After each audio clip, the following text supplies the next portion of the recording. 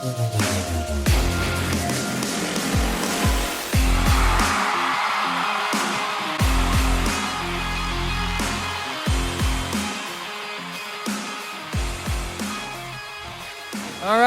right, Colts Nation, we are back. That is right. We are back like we never left, bitches. So happy Sunday night to you. Happy Monday morning. Happy Tuesday morning. I really have no way to know when it is that you're listening to this. That's up to you. That's on your timeline. We don't do this thing live. It's recorded, and then you get to it when you get to it. I hope that you're having a wonderful day up to this point, and I also hope that you have a little bit of time. Buckle up. We've got a whole lot to talk about today regarding these Indianapolis Colts. Of course, a massive, massive week coming up for this team. We know that they just played their final preseason game Saturday afternoon against the Cincinnati Bengals in a game that they won, 41-14 or something like that. We're not going to talk all that much about that game because, quite frankly, it doesn't really matter all that much, right? It just is what it is. What does matter about that game is what it represents, which is the fact that the next time we see the Indianapolis Colts on a field competing against another team, it will be against the Miami Dolphins in the season opener on September 7th that we all anxiously await for at this point. But before we even get there, of course, there are operational things that have to be done, which leads us to this week. And as it pertains to this week, Tuesday, massive day, roster cuts, right? Trimming this thing down from, 90 some up players that the Colts have right now, given the final 53-man roster, the Colts and the rest of the league, that's due for them at some point on Tuesday. I don't know exactly the time, but we'll figure it out when that day comes up, right? And then Wednesday right now, we have Chris Ballard scheduled to speak to the media in a press conference that is branded, at least, around getting questions about those 53-man roster decisions. Now, that being said, we all know how this is actually going to go, and he's going to get grilled about the quarterback decision, right? Which continues to be a major topic of discussion for this fan base, as it should be. Of course, there's the Anthony Richardson side to it and where he stands with the Colts, right? Like, what's his future with this team? Do we have a plan here with Anthony Richardson, or is this it? Ultimately, if it's it, you're not going to get that answer out of Chris Ballard, because how could he possibly say that? Like, how can you possibly come out and say, we're done with this kid? That's just not going to be what you get on Wednesday, right? You might get a soundbite that gives you some insight, but if you're looking for a definitive answer from Chris Ballard as to whether or not the Colts plan to use Richardson long-term, you're not going to get it. You'll have to figure that out for yourself. And then there's the other side of it, of course, which is the Daniel Jones side of it, right? Like, what do you see in Daniel Jones? Or what can we expect from this offense with Daniel Jones? What can we not expect from this offense with Daniel Jones? And then finally, of course, there is the Shane Steichen side of this, which, quite frankly, I'm not ready to let go, primarily because I feel that it's just been a one-sided discussion that ultimately is berating this guy, Shane Steichen. Now, listen, I'm with you, okay? Like, we're all less than satisfied with how this deal, this Anthony Richardson deal has played out so far. And obviously, we all wanted him to start week one. We all wanted Anthony Richardson to be the guy. But when you look at Shane Steichen, I got to tell you, you may have no sympathy for him, but I will tell you this. What a tough spot he is in from a PR standpoint, really from a public perception standpoint as a whole. Like, at the moment, there is no winning for Shane Steichen. Like, if you are Shane Steichen, you are damned if you do, damned if you don't. You're fucked on both sides, right? Whether it's the fan base consistently calling for things like accountability and then grilling him for literally saying the tough decision, right? Because obviously it would have been easy to say Richardson's the starter, but in Shane Steichen's eyes and seemingly the rest of the offensive staff, they viewed Jones as the better option, which they knew would be unpopular. But nonetheless, in the name of accountability, which is what every Colts fan says they want, they went with that tough decision, right? That's one side of it. Or you can look at the Colts fan base bitching about them putting in Anthony Richardson against the Baltimore Ravens, the one where he took that lick and his pinky ended up in a different country.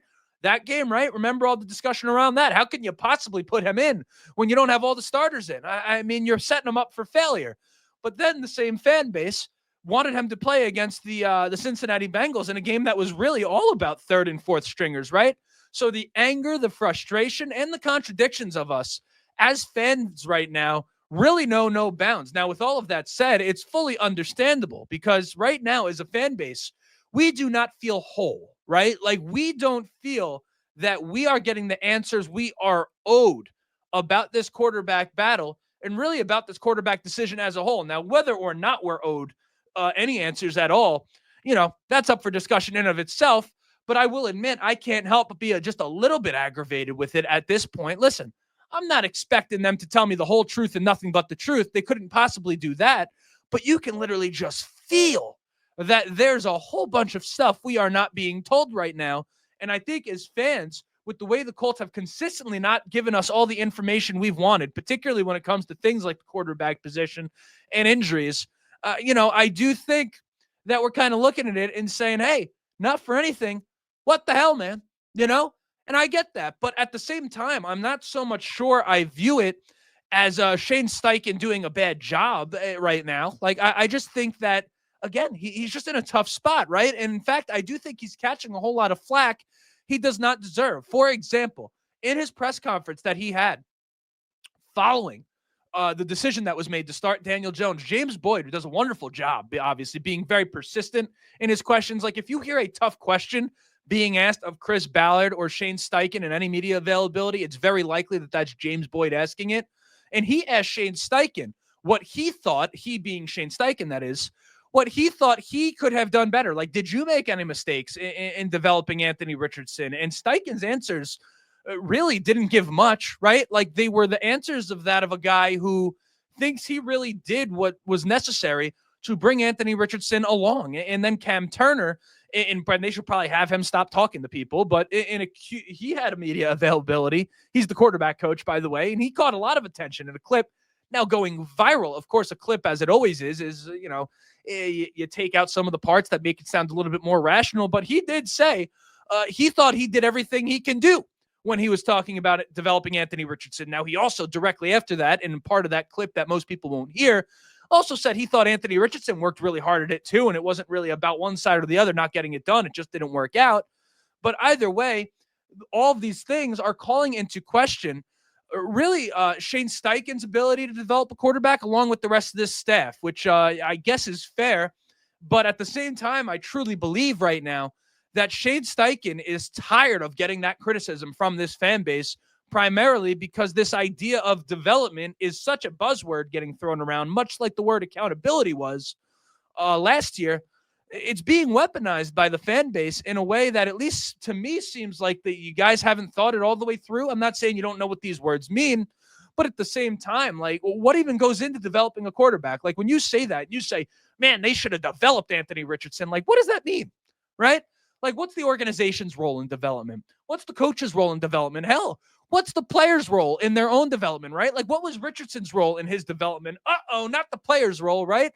Lord forbid you ever try to look at a player and say, what could you have done better? We wouldn't want that to be the case because, of course, we would have to actually rethink the way we're viewing this situation. We wouldn't be able to scapegoat our head coach. We wouldn't be able to scapegoat our GM. We would actually have to look at the player himself and say, maybe you didn't hold up your end of the bargain. So we're going to talk about the idea of development today, particularly in regard to Anthony Richardson. I don't think I'm going to change your mind, but I guarantee you I'm going to give you something to think about, right? From there, we're going to talk about the Daniel Jones side of things. A large part of you guys right now really not giving him a fair shake. I consistently have tried to tell you from the moment that we signed him, this could work for the Indianapolis Colts to some degree. Not saying he's about to go out there and be a superstar quarterback, but I do think that this offense could function with him. We're going to go over his film versus the Ravens in week 1 preseason, where he got a whole lot of play. And we're going to go over every single snap, and I'm going to give my thoughts on that and kind of show you that there was a whole lot to feel good about from what he did against the Ravens in that game. Then we will talk about the offense as a whole with Daniel Jones and kind of how it affects the surrounding pieces. Like, okay, we know some of the pieces that we're going to be doing well with Anthony Richardson, but how does that shift with Daniel Jones? A lot of you guys, much like me, have fantasy drafts coming up, and we want to know which Colts to pick for our team, right? I've got you covered there. And then finally, we'll talk a little bit about the 53-man roster, right? I'll dive into some of the things that I have my eye on in terms of like what the tough decisions are, maybe even give some predictions. I won't go too far into that because ultimately I'll kind of react to that on the back end. But either way, I mean, that's what we have on deck for today. Is that an episode? I told you, right? I told you we got a whole lot to talk about. I said buckle up. We're locked and loaded. We're about to go from 0 to 60 over here on this episode. But before we do, 0 to 60 and a little hiccup in the engine right off the bat. But I got to introduce myself. My name is Justin. This right here is the Behind the Bench Colts podcast. As always, ask anyone watching and enjoying the show, go ahead, shoot a like. It's going to help me get out to as many Colts fans as humanly possible. Of course, subscribe If you want to be a part of the journey, we're on our way to 4,000 subscribers over here on the YouTube channel. If you keep coming back and join the show, perhaps it's your first time here, either of you, and you like what you're seeing, hit that subscribe button. Never miss an episode again. Audio listeners, leave a five-star review. Let the people know how much you're enjoying the show, but most importantly, be civil in the comments section. You don't know what the person on the other end of the keyboard is going through today. After all, we're all rooting for the same thing, even if sometimes it's fucking difficult. And being a fan of this team is painful. I mean, we have suffered being fans of the Colts in recent years. We're all rooting for the same thing. So if you disagree with someone, don't berate them. Like, there's no need for it, right? Like just take it as an opportunity to further the discussion. That's what we want to do over here. We want to create a more objective Colts fan base, a smarter Colts fan base, one that engages in tough conversations and nuanced conversations in a way that, again, isn't so reactionary all the time. I understand that as fans, we have the right to be reactionary. That's very much in the nature of being a fan. But at the same time, we want to further the discussion. That's the point I'm trying to get to. But without further ado, we got to get back into the regularly scheduled programming. And I want to talk about how the Colts have developed Anthony Richardson up to this point. And really, I'm going to take kind of a two-pronged approach, right? I'm going to talk about, one, what I view the roles of each of the parties to be, right? Like, what's the coaching staff's role? What's the organization's role? And then what is the player's role, specifically Anthony Richardson in this case? And then from there, I'll kind of touch on, okay, how have each of them fulfilled their roles in his development up to this point? And from there, we'll kind of try to get a clearer picture as to what it is that we might be looking at. And ultimately, we don't exactly know, right? Like, we could just take our best guess. But what I'm doing right now is hopefully trying to set us up to take that best guess, to take the most educated guess possible.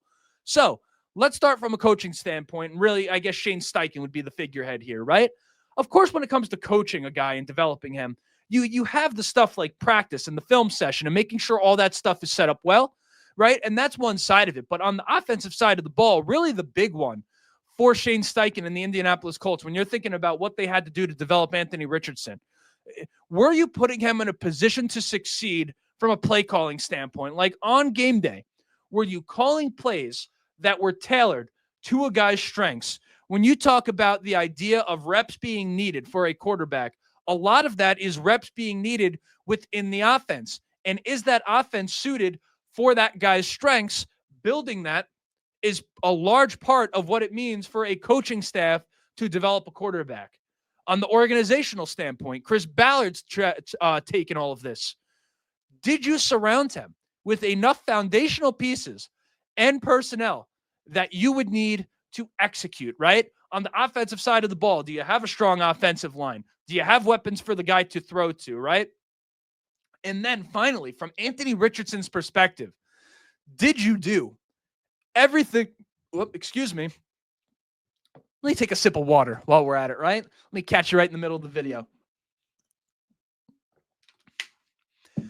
Anthony Richardson, did you do everything outside of the building beyond what was asked of you in the building, right? So much of being a great player in this league is the extra work, right? This is the type of job in the NFL that if you just show up to practice and do that and nothing else, I mean, that's not enough. You got to take this one home with you.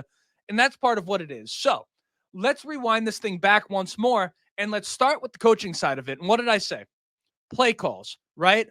From a play calling perspective, where you're getting it done. Well, I think Shane Steichen, personally, a very, very good play caller, right? Not perfect. Of course, there's always going to be moments, particularly with these offensive guys. They get cute sometimes. But ultimately, you think about what this offense has been able to achieve with subpar quarterback play since he's been here. You're talking about a team that's essentially 500 under Steichen with, again, Gardner Minshew and Anthony Richardson. They were top 10 in scoring in 2023 with Gardner Minshew, and then middle of the pack in the league in scoring in 2024 with a quarterback in Richardson who couldn't move the sticks. The easiest piece of evidence statistically for that would be the time of possession for the Indianapolis Colts last year, which they ranked in the bottom 3. Of course, the completion percentage for Anthony Richardson was sub 50%, which was putrid. Now, of course, your eyes could have easily done the trick, right? The Colts offense with Anthony Richardson last year was anemic for large stretches during the season. But nonetheless, from a play calling perspective, I would say ultimately, I think Steichen has done, he's tailored this offense to Richardson. I mean, a lot of work out of the shotgun, a lot of read options, a lot of design quarterback runs. I mean, you can't really do much else to try to put Richardson in a position to succeed. You call plays, Guys get open, someone has to hit a throw, right? 2, organizationally, Chris Ballard. Was the offensive personnel strong for Richardson? Well, for me personally, I would have to say, yeah, I would. Say all you want about Chris Ballard and his roster building. You look right now at the offensive line. That's a well above average offensive line. You've got weapons out the ass in Jonathan Taylor and Michael Pittman Jr. and now Tyler Warren. Of course, you have Josh Downs and Adonai Mitchell and Alec Pierce. I mean, that's a whole lot to have on the offensive side of the ball for anyone. It's a supporting cast that a lot of quarterbacks really wish they had, right? When you talk about it holistically, not just in terms of the skill positions, but again, that offensive side of the ball, the offensive line, rather, right? I personally feel everything was there for this offense to at least be more efficient than it was last year, right? It's not to say that, it was like a perfect thing and you had all of this top end talent. But if you're talking about an efficient offense, I thought from a play calling perspective and a personnel's perspective on the offensive side of the ball, with Anthony Richardson, the Colts really had what he would have needed, right? Like very little excuse for Anthony Richardson on that front if you're looking at it objectively. And then, of course, there's Richardson's side of it, which is where I think a lot of fans are starting to blur the line between, Richardson's shortcomings and Shane Steichen's shortcomings, right? Richardson is a guy who played 13 games in college, okay? And there were questions about whether or not he was going above and beyond last season in terms of the work that he was putting in, right? So, with that said, I'll be fair to Richardson. This year, it seemed like he was putting in all of that work and then some. But when you couple really the lack of experience, not just in college, but overall as a quarterback, you have to think, man, to play 13 games in college and even less than that in high school as a quarterback and then be one of the 32 starters in the NFL, I mean, that's a tall task to begin with. But you couple that with the fact that maybe you weren't doing everything you possibly could to become the greatest quarterback you can possibly be. And you add those two things up and you end up in a spot where, from a football perspective, and I know so many of you guys are going to hate to hear this, you have a guy who's way behind in terms of his readiness to lead an offense, and it becomes a question. Well, all right, you haven't played a whole lot of quarterback, and you weren't exactly working like Tom Brady. Is that just too much for a guy to overcome, right? Like whatever distance you lost, like however you fell behind between those two things, between your rookie year and your second year, plus, of course, the injuries, like just how much can you expect a guy in Richardson's spot to overcome, coaching aside? And I think Shane Steichen right now is looking and saying, I am tired of my credibility as a play caller, as an offensive mind, being called into question because of a guy who ultimately is really in no position to get it done, right? Is in no position to get it done when you think about all the ingredients that I just listed, particularly when my job in Shane Steichen is on the line. Now, that's not to say Steichen deserves no heat at all. Like, I think you have to look at the drafting of Anthony Richardson. I mean, again, I just said what I said in terms of how many games he played at quarterback. In the top 5, to draft a guy who really, I mean, a lot of these dudes have been playing quarterback since they're 10, 12 years old. I mean, to draft a guy in the top 5 who was never really considered all that accurate, didn't do a whole lot of winning at any level, and has limited snaps at quarterback, I mean, there's a level of arrogance, quite frankly, that it takes from Steichen and Ballard to draft that guy there and then sell him to the fan base as the second coming of whoever, right? I mean, there's a level of arrogance there that cannot go really without being pointed out. Like, that's just the truth of the matter. That being said, though, I do look at that draft. Keep in mind, right? I had Anthony Richardson as the 6th. That's right, 6th quarterback in that draft. For the record, I had C.J. Stroud as an easy number 1. I had Tanner McKee, who ended up being a 6th-round pick for the Philadelphia Eagles, who I said the Colts should trade for coming into this season. They should still trade for him now. I had him as the 2nd-best quarterback in that draft. That, to this point, is true. C.J. Stroud and Tanner McKee are the 2 most productive, Bryce Young pending. And then I had guys like, who else? I had Will Levis and Bryce Young at 3 and 4. And then I had Hendon Hooker even I had ahead of Anthony Richardson. Point being is that Anthony Richardson at number 6 in this draft. So that does kind of display where I stand. But my point in bringing all this up is this idea of Shane Steichen regressing as a play caller, which doesn't even exist. Yeah, how could you possibly regress as a play caller? If you have all this knowledge, this is not a physical battle, right? It's one thing for a player to regress because physically, you lose the skill, right? You lose the edge you once had. But for a play caller to regress, that is a fallacy. That doesn't even exist. This idea of him regressing as a play caller, not being able to develop a quarterback, do not confuse. I'm not saying that there's no merit to any of it at all. But at the same time, what I am saying is don't confuse Anthony Richardson's inability to play NFL quarterback with Shane Steichen's ability or lack thereof to coach an offense, right? Those two things are not the same. And I think part of the reason you see this decision from Shane Steichen to go with Daniel Jones is I think he wants to stick it up the ass of everyone saying that it's on him. He's saying, no, we're not going to let AR off the hook, and I'm going to show you what I can do with a guy in Daniel Jones who nobody believes in. That's ultimately what I think we're seeing right now, and we're going to see if it works out, right? Whether or not it works, whether or not it's likely to work is entirely separate from the point, but that overall is kind of how I view that type of thing when you talk about the development of Anthony Richardson and Shane Steichen's role and how this thing has played out up to this point. Now, we're going to get into some film on Daniel Jones, particularly that game in week 1 against the Ravens. It was the most snaps we saw from him in the preseason. Now, do understand, I would like to lay out, and listen, if you don't want to listen to this part, totally fine. You could just skip ahead to the film. But I would like to give a little bit of context so you understand where I stand on Daniel Jones, okay? I've always liked Daniel Jones. I'm from New York, okay? So I have a real strong understanding of New York sports culture and kind of what has been the saga of Daniel Jones in New York up to this point. And listen, I've always been a fan of his game. Now, maybe watching him as the quarterback of the Colts is my punishment for constantly defending him.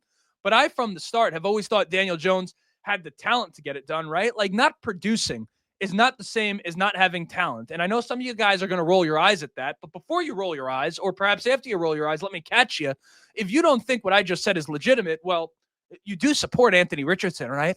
And isn't Anthony Richardson a perfect example of the talent and the production not meeting each other, right? Isn't Anthony Richardson a guy where his talent far exceeds the production? I just wanted to bring all of that up and I just to have you know where I stand on Daniel Jones. So let's get into the screen share real quick. Allow me a moment. Sorry, audio listeners. This segment just not for you, but allow me to share my screen and filibuster while it happens. Make sure we don't share the audio so we don't screw this whole thing up. All right. So we're going to go snap by snap here. Assuming this is up, it is. All right. We're going to go snap by snap here.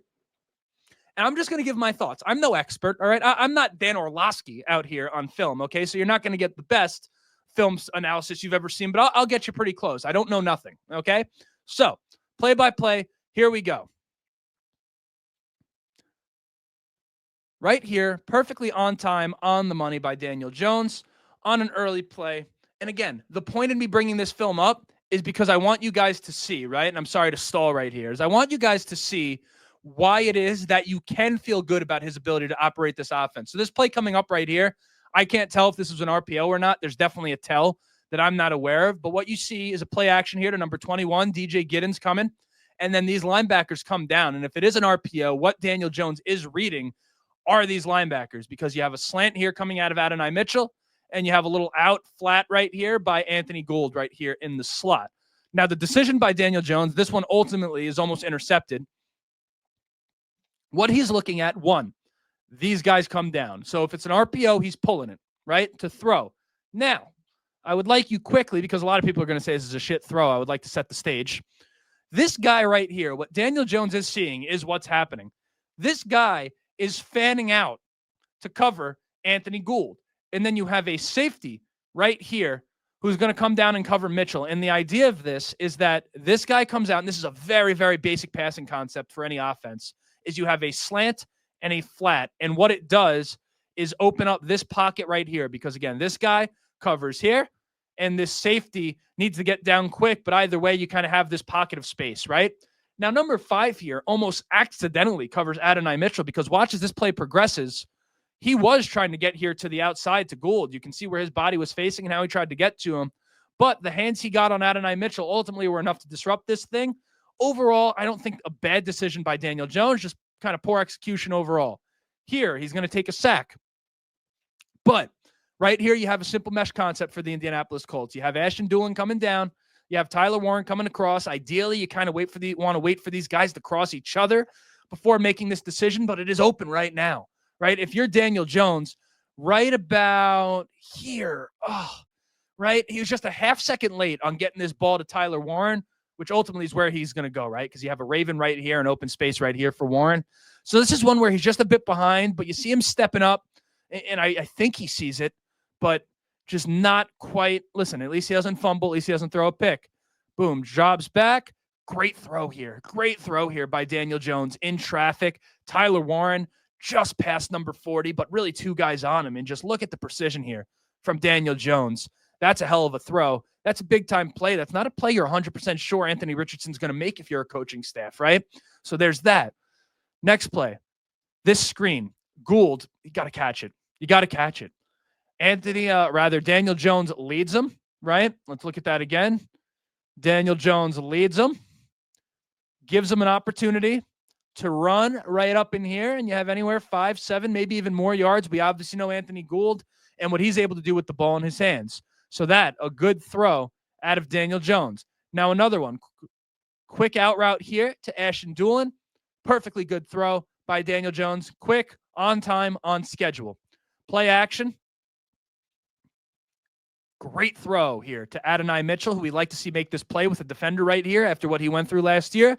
Great throw here from Daniel Jones. And, it's something that a lot of you guys are going to look at and say, well, not for anything. It's really not doing anything special.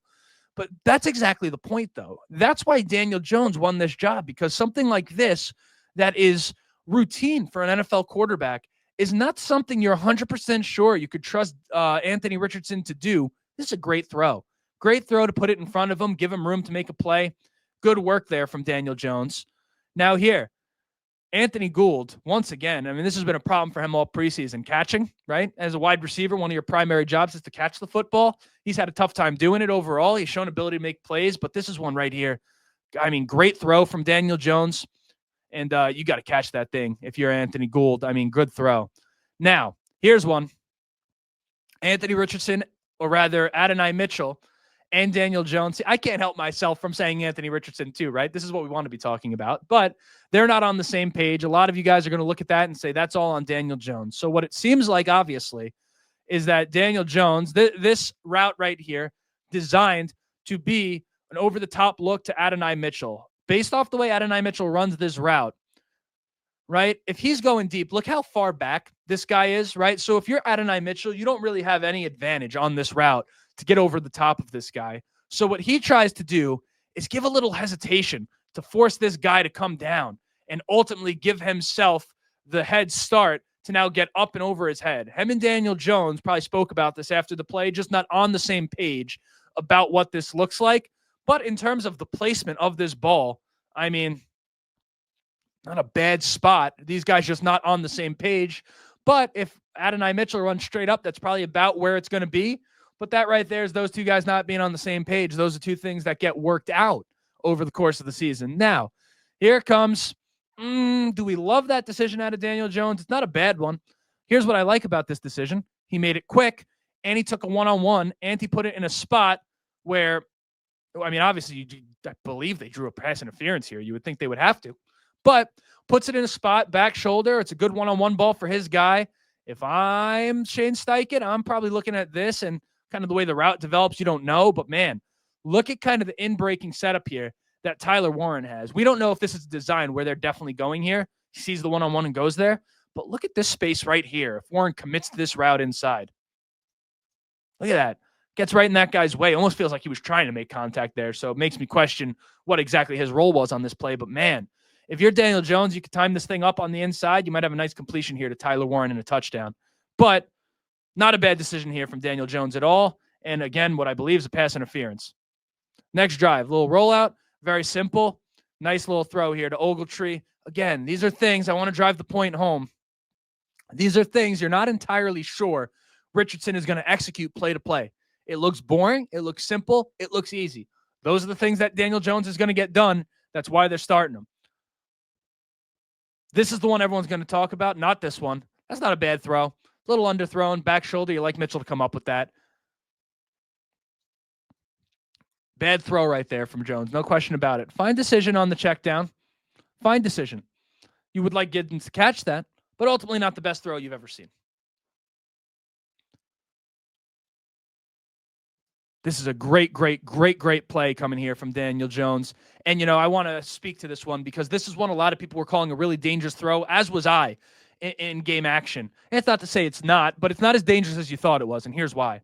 Look at all the open space here, right, for Ashton Dulin. Jones throws this ball, and it ends up being caught right over here.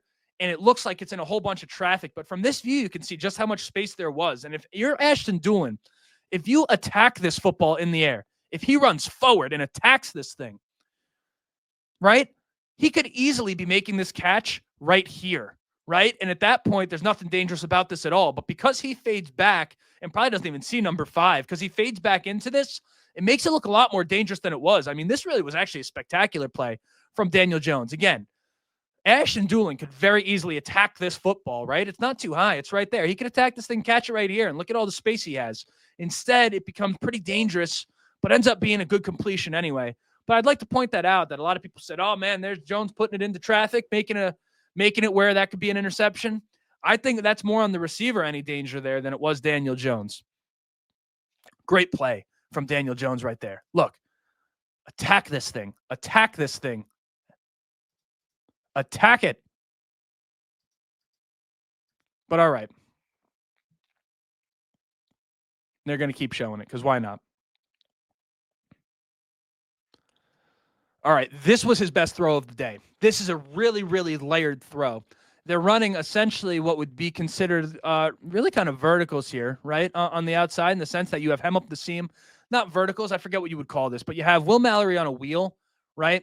And then you have this guy coming up the middle. And if you're in zone coverage on the defensive side of the ball, a lot of the times there is this open space here on the outside. And Daniel Jones, I mean, him and Will Mallory, talk about being on the same page. Look at this throw. Look at this throw. That's a perfect back shoulder throw. Puts it in a spot where only his guy can get it. That's fantastic execution. And it's that type of throw that he can make that you have to feel pretty good about for this offense to keep them moving, right? Good decision. Good throw there from Daniel Jones. Very, very nice. Here's one. Another great one from Daniel Jones, and that's a touchdown. Listen, simple execution. Okay, but the type of play that you can trust Daniel Jones to make 10 out of 10 times, and that's why he's starting for this team. Now, let's see this. That'll happen. 3rd and 14. I mean, what do you want? Everyone's going deep. I mean, he went where he's going to go. I thought this was the same play. It's not. So, great throw here from Daniel Jones. Once again, a beautiful throw to Ashton Dulin, who had a wonderful day. Again, simple, short completion. Very good. Daniel Jones missed one right here, if I'm not mistaken. Look how open Dulin is. Oh, gosh, he's got to throw that thing to him right then and there. It's 1st down and 10. Don't do too much, Daniel. This is the type of stuff we saw a lot from Anthony Richardson last year. Here's kind of a small sample size of it from Daniel Jones. You got to get this thing out to Dulin way earlier than right now, and he doesn't even do it. He goes over here, and not a great decision right there at all. Why that happened, your guess is as good as mine. I think Daniel Jones, some of his struggles in New York kind of just due to poor offensive line play. Yes, of course, he had a hand in it as well. But between the offensive line being inconsistent over there and all the criticism from the media, I think his poise to some degree as a quarterback, and this happens to young quarterbacks a lot, you kind of just end up damaged goods. You have some bad habits, and there's just some things you have to unlearn. I think as he gets more confident in the protection and he just becomes more used to getting consistent protection more often, these are the types of things that I think he'll make this decision in due time. I think he gets better and better as the season goes on. But, of course, no real evidence of that. That's just my take. He has to get that thing to Dulin. That's ridiculous, actually, out of Daniel Jones, if we're to be fair to him. We got here. Great throw from Jones right there. Simple throw, easy throw, on time, on schedule. Little high. Got to catch that if you're Dulin. No question about it. And there is Daniel Jones against the Ravens. Now, was that a perfect outing? No, It was not a perfect outing. But my point of bringing it to you wasn't to show you a perfect outing. Instead, it was simply to show you a guy who's on time, on schedule, and executing the offense in a way that you can trust week to week. The decisions you saw Daniel Jones make there, the throws you saw him hit, he will hit those every single time. And ultimately, that's what the Colts were looking at, right? And that's what they wanted out of a quarterback, consistency. That's what Daniel Jones is going to bring you. He's going to make those short throws consistently, and he's not going to do anything too boneheaded, or at least so it seems, right? Obviously, there's boneheaded decisions with the Giants that are there, but I think Shane Steichen and company are betting on the fact that with consistent protection and weapons that he has not had, that he gets better and better. He gets more poised as the season goes on. Now, what that means for the rest of the Colts offense, that's what we're about to talk about now. So when you think about the idea of Daniel Jones and what he brings to the Colts offense and his style of play, right? We, of course, know how his style of play on the surface differs from Anthony Richardson. Of course, you have a guy in Daniel Jones who is more of a short to intermediate passer as opposed to a guy who's going to push it down the field, which is really the opposite of an Anthony Richardson, right? And with that does come a set of implications for the weapons of the Indianapolis Colts as a whole. One, right off the bat, I think you have to look at Michael Pittman Jr.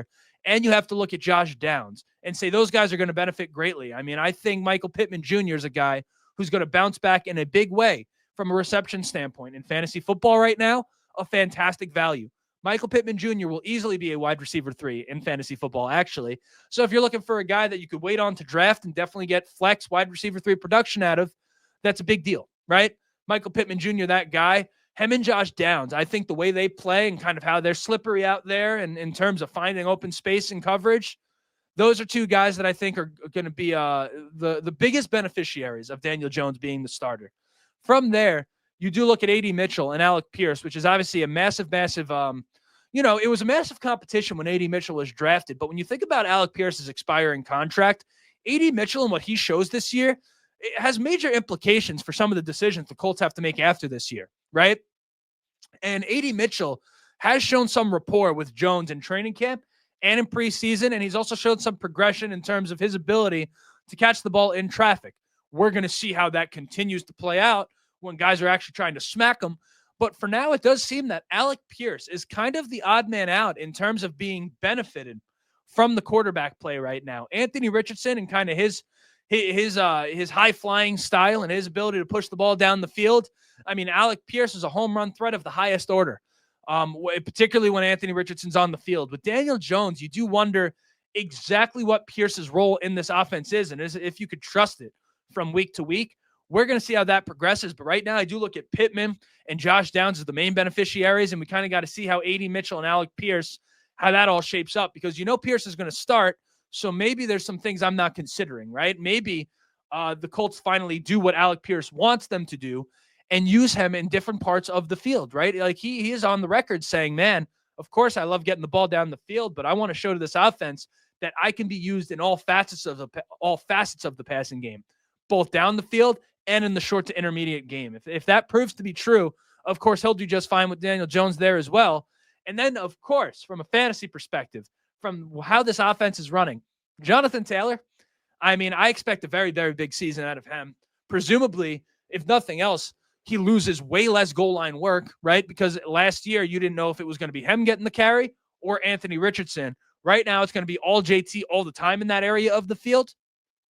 And you do like to see that when you're talking about him getting more touchdowns. And I really hope that this offense, everyone talks about this idea of tailoring the offense to a quarterback's strengths. That's totally fine. But how about you help out Daniel Jones, all right? If you want to tailor it towards his strengths, maybe his strengths are throwing it just a little bit less.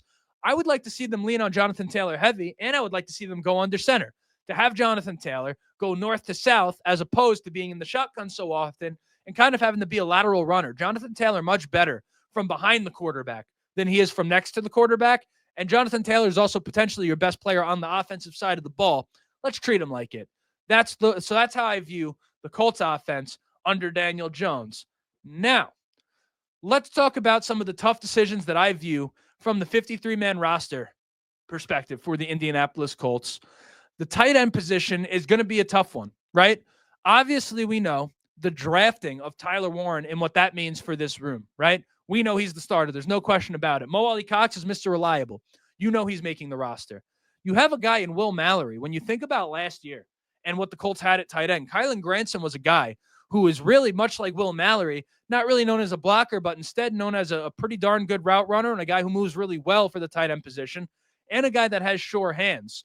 Will Mallory fits the role that Kylan Granson left behind perfectly. And I think Will Mallory is really, he's not at all the Colts' best tight end, but he's one of one in terms of his skill set, where he's a guy that's super fast, is good with the ball in his hands, other than Tyler Warren, of course, but is kind of a guy who's strictly a receiver. Will Mallory is the only guy who has his skill set. I think because of that, he's a lock to make the roster. And then from there, you have Jelani Woods versus Drew Ogletree. And right now, Drew Ogletree just is getting work higher in the depth chart. So I think you look right now and say Jelani Woods is a guy who, much like Anthony Richardson, unable to prove that he can stay healthy throughout the early parts of his career. And whether or not you think the talent is there, you can only wait so much for a guy to grow that callus, I guess, if you will, to the pain, or if that's even what it is. Point being is Jelani Woods, the injuries he's had over the course of his career, I think are going to result in him not having a spot on the Indianapolis Colts. Sure, he may be on the practice squad, and we'll see if someone scoops him up, but that's what that's going to be.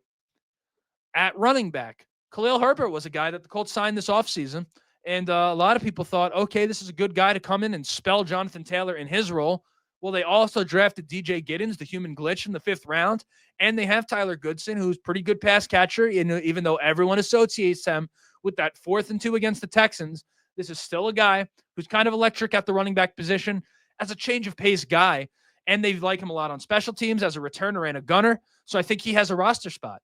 So if this team is going to roster 4 running backs, fine, but I think they only roster 3, and I think that Khalil Herbert is a guy that ends up on the outside looking in on this roster. Fine. Corner, how about that? How much does a week change, right? Obviously, you had guys in Jalen Jones and Juju Brents who were dealing with hamstring injuries, and then Justin Wally, the 3rd-round rookie, tore his ACL, and he was gone, right, for the year.